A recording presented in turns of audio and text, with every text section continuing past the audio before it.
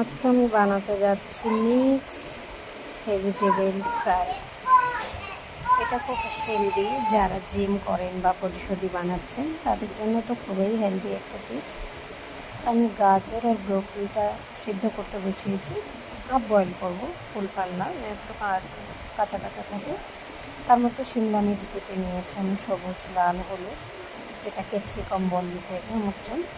Capsicum কিংবা শিমলা মির্চ হিসাবে অনেকজনই চিনে থেকে আমি বয়েল করে নিয়েছি, হাফ বয়েল ঢেলে নিয়েছি।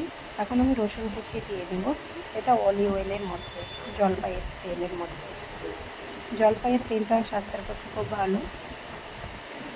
2-3টে রসুন কুচি করে নিয়েছিলাম দানা।